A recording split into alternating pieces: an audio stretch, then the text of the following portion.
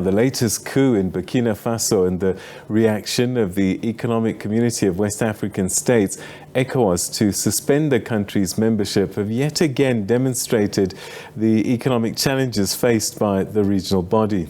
In the last 17 months, countries were ousted by the military, and ECOWAS was established on the 25th of May 1975 to promote regional economic and subsequently security integration of the 15 West African states. But military coups in the region and growing moves by political incumbents to elongate their stay in office through dubious constitutional amendments are proving a tough challenge.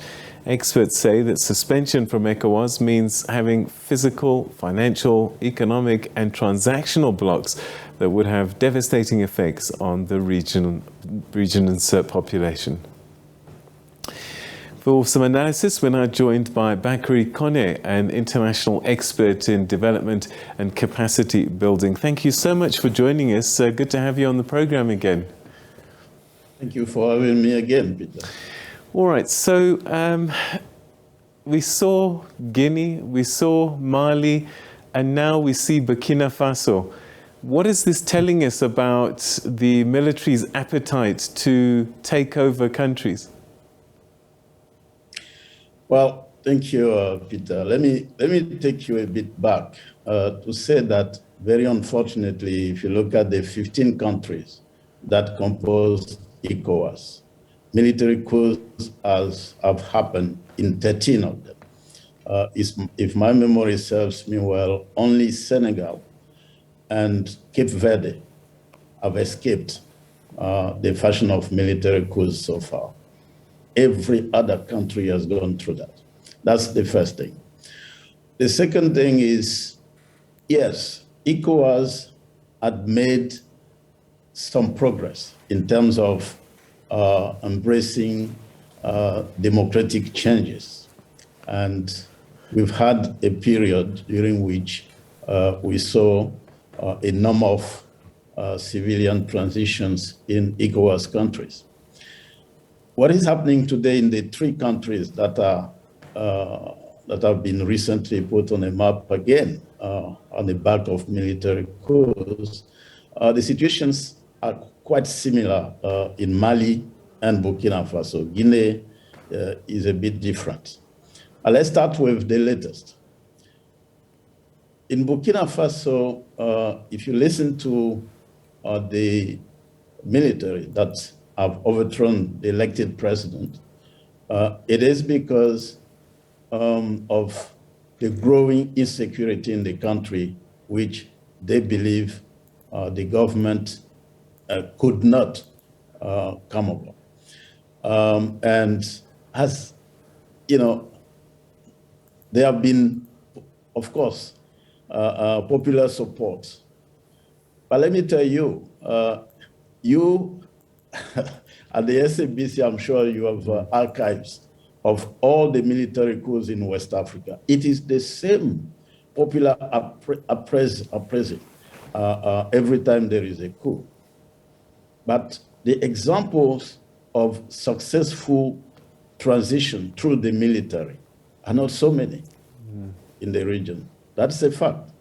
And no Democrat should rejoice because there is a military coup, as pictures and TV and radio coverages seems to show. People are happy every time is a change, but not all the change will lead to positive outcomes. And I suppose what is happening? Yeah. Yes, sorry. I was just saying, I suppose the challenge as well is the people that take over the countries are not economists, they're not administrators, and so the consequences for the country can be quite severe because it's very short-sighted actions taken by people who know not what they do. That's precisely where I was about to come to. First, you're absolutely right. You know, we have more and more military personnel in West Africa that are very well educated. Yes, they are educated. but they have no experience of running a state. Experience matters. Experience matters a lot. And to believe that the military is the solution every time there is a breakdown in communication between those who are in power and the rest of the people, I think is an easy way to try to apprehend things. But in all the cases, it is a major setback for development and for economic growth. So let's look at Burkina Faso. Ostensibly, we're told that the reason that the army took over is because there's a feeling that the president was failing to deal with the insurgency of the militants. But I'm just wondering, who is the people who are supposed to be fighting those insurgents? Is it not the army? So if that's the case, what are they actually concerned about? Is it that they were under-resourced and under-supported, or because we should be looking to them and asking them why they're not dealing with these insurgents? Yeah, that is another very good point. In the case of Burkina Faso, I think a number of very sad recent events did prepare the ground for this coup.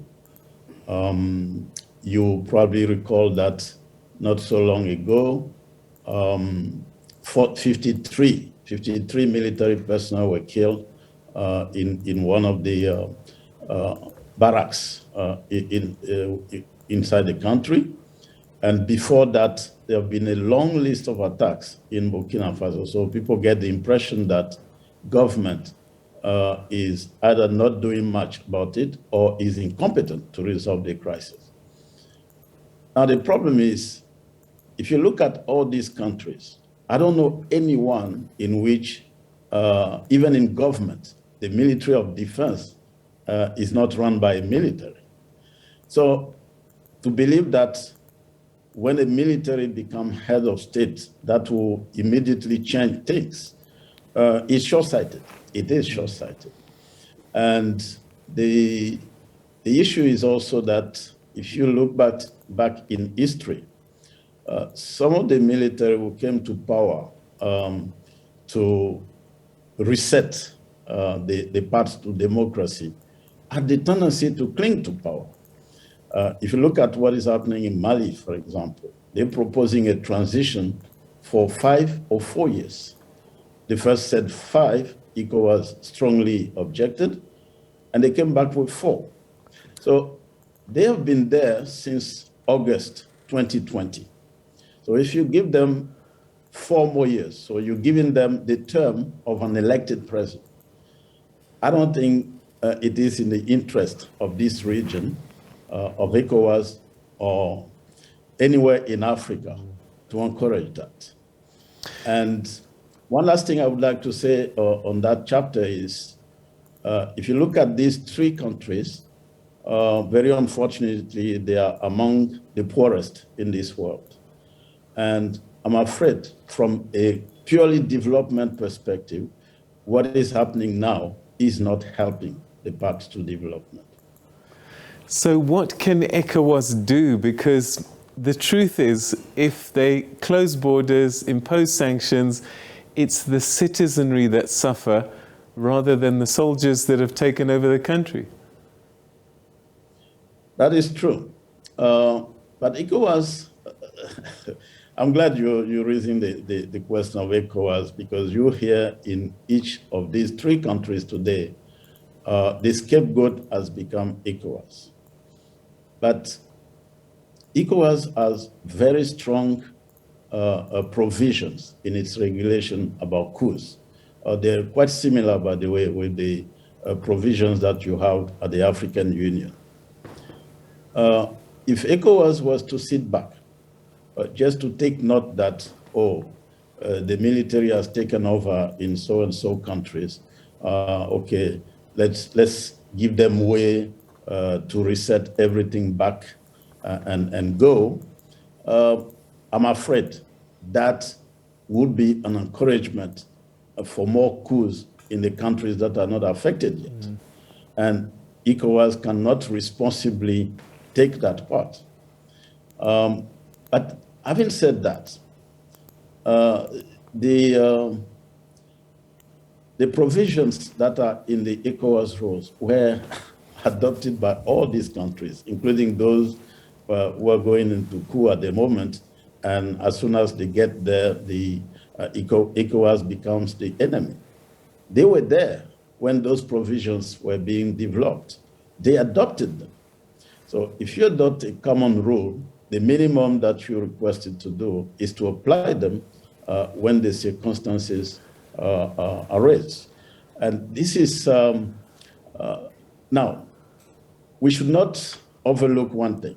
I think this is what is weakening somehow the decisions of ECOWAS at the moment, is that the same head of states who meet to put in place stringent rules about going in democratic change, civilian to civilian rule, these are the same head of states who change constitutions, sometimes unlawfully, it has to be said clearly.